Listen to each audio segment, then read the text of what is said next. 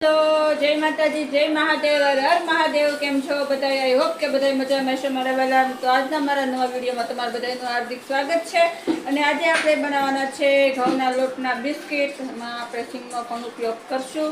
તો ચાલો, વિડીયોમાં મજા આવશે. વિડીયોમાં એન્ડ સુધી બન્યા રહેજો. વિડીયો પસંદ આવે તો પ્લીઝ લાઈક શેર સબસ્ક્રાઈબ કરી દેજો. જય માતાજી. જો મેં મસ્ત આટલો ઘઉંનો લોટ લઈ લીધો છે, પોણી વાટકો ભરીને. જેટલો અધૂરો છે એટલો આપણે ઉપર રવો નાખશું. ઘઉંનો લોટ મેં જે આપણે રોટલી કરવા લઈએ એ જ લીધો છે, અને રવો લીધો છે. તો રવો એટલા માટે લીધો છે કે બિસ્કિટ આપણા થોડાક કરકરા થાય, મસ્ત લાગે, સ્વાદ સારો આવે. તો ચાલો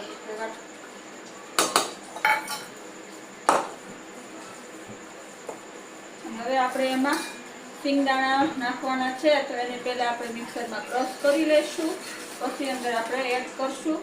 આમાં મેં 2 વાટકી જે 2 મુઠ્ઠી જે સિંગદાણા લઈ લીધા છે. તો ચાલો ફટાફટ આપણે સિંગદાણાને મિક્સર જારમાં ક્રશ કરી લઈશું.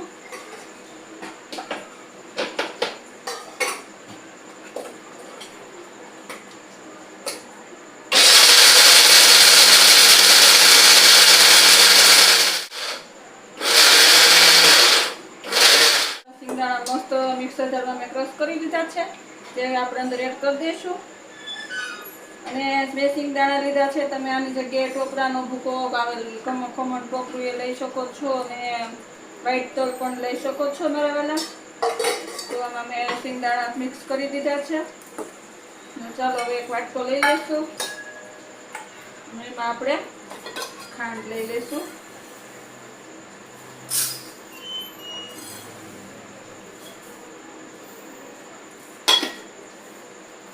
જોઈ શકો છો આટલી મેં ખાંડ લઈ લીધી છે. પહેલા આપણે આમાં મોણ નાખી દઈશું, 2 પાવડા જેવું. 2 મોટી ચમચી ભરી મેં તેલ અંદર એડ કરી દીધું છે. તમે તેલની જગ્યાએ ઘી પણ એડ કરી શકો છો, પણ તેલથી સ્વાદ સારો આવશે એટલે મેં તેલ એડ કર્યું છે. તો જો જેટલી ખાંડ ડૂબે ને એટલું જ મેં અંદર પાણી નાખ્યું છે. અને હવે આપણે છે ને ખાંડ ઓગળે એ પહેલાં આપણે આમાં ખાંડ એડ કરી દઈશું મિશ્રણમાં. અને પછી જરૂર પ્રમાણે આ મીઠું પાણી જે છે એ પાણી આપણે એડ કરીને લોટ બાંધશું. લોટ આપણે એકદમ મસ્ત કડક બાંધવાનો છે. તો તમે જોઈ શકો છો બધું મેં તૈયાર કરી લીધું છે. ફટાફટ લોટ બાંધવાની પ્રોસેસ ચાલુ કરી દઈશું.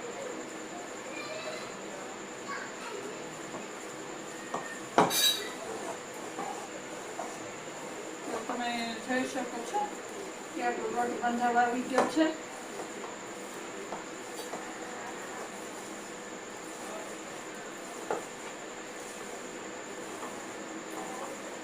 ખાંડ આપણે જેટલી નાખી હતી એનાથી જ આપણો લોટ બંધાઈ ગયો છે. વધારે પાણી નાખવાની જરૂર પડી નથી મને. ભાખરીનો જે કડકડો લોટ બાંધીએ ને એવો જ મેં લોટ બાંધી લીધો છે. તો ચાલો આપણે હવે આના આગળની પ્રોસેસ ચાલુ કરી દઈશું. તો તમે જોઈ શકો છો અમે અડધો લોટ લઈને આપણે પાટલી પર લાંબો લાંબો સરસ કરી દીધો છે દોરાથી. હવે આપણે પહેલાં ચાકુ લઈ લો. ચાલો હવે ચાકાની મદદથી આપણે એને કટ કરી લઈશું. કારણ કે એને ચાકાની મદદથી જ કરવાનું, હાથે કરશું તો એ બધી લેયર્સ જે છે એ વિખાઈ જશે અને આપણા બિસ્કિટ ખાવામાં વ્યવસ્થિત નહીં લાગે. તો જો આવી રીતે મેં મસ્ત કાપા કરી લીધા છે. હાથની મદદથી આમ જ આપણે શેપ આપી દઈશું. જેવો તમે શેપ આપવા ઈચ્છો એવો આપી દઈશું. આપણે જે નાના નાના મસ્ત બિસ્કિટ જેવો શેપ આપી દીધો છે. તો ગોળ જ બનાવી નાખો, ડિઝાઇન સરસ પડશે ચાકાથી. તો મેં સરસ બિસ્કિટનો ડિઝાઇન બનાવી લીધી છે ગોળ ગોળ. તો ચાલો બધાને આપણે આવી રીતે બનાવી લઈએ. મેં મસ્ત આપણે બિસ્કિટના ગોળા બનાવી લીધા છે. તો હવે આપણે એમાં ડિઝાઇન બનાવી લઈશું. ડિઝાઇન તો તમને જેવી પસંદ આવે એવી બનાવશું. હું ચાકાના મદદથી અંદર જે એકદમ પતલી પતલી લાઈન કરું છું. ડિઝાઇન ન કરો તો એ ઓપ્શનલ છે. તો ડિઝાઇન કરીએ તો કંઈક વ્યવસ્થિત બહાર જેવું સરસ દેખાશે. આ તો હજી મેં એટલા જ બનાવ્યા છે. વિડીયો બનાવવાનું મોડું થઈ ગયું છે એટલે પછી આપણે બીજા બધા બનાવી લઈશું. આ જેમ તળાતા છે બીજા હું તૈયાર કરતી જઈશ.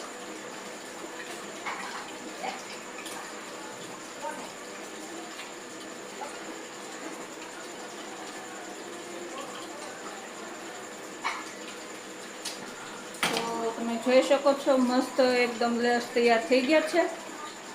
વ્યવસ્થિત દેખાતું તો નહીં હોય, કાંઈ કંઈ વાંધો નહીં. ચાલો અને આપણે એમાં તેલ મૂકી દઈશું ગરમ કરવા માટે. અને આપણે તેલમાં તળીને બનાવવાના છે, ઓવનમાં કૂક કરીને નથી બનાવવાના.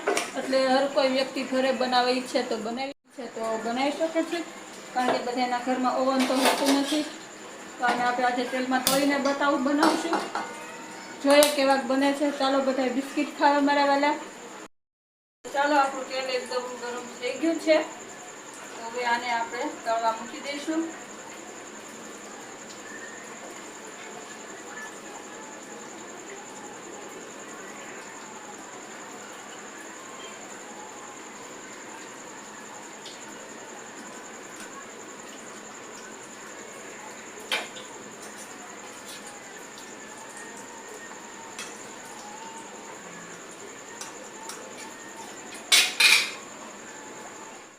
જોઈ શકો છો મસ્ત આપણા બિસ્કિટ તળાય છે. એકદમ ધીમા ગેસે તળવાના છે. તો આપણા તળાય છે, એ તળાય ત્યાં સુધી હજી એટલા બનાવવાના બાકી છે. તો ચાલો ફટાફટ. આ આપણા ધીમા ગેસે એકદમ તળાવ આવી ગયા છે, સરસ તળાઈ ગયા છે. 2 મિનિટ લાગશે તો આપણે આજે બિસ્કિટ બનાવીને ફરીથી તૈયાર કર્યા છે. અને આપણે પ્રેસ લગાવી દઈશું ઝીણા ઝીણા.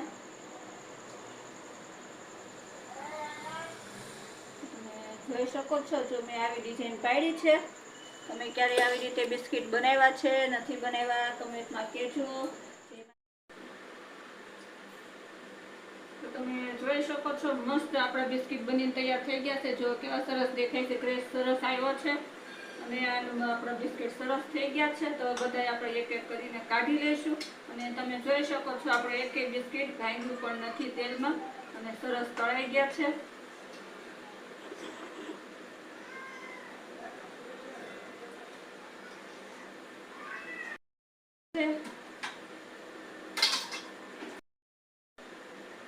તો આને આપણે ધીમા ગેસે 7 મિનિટ જેવા તળવાના છે.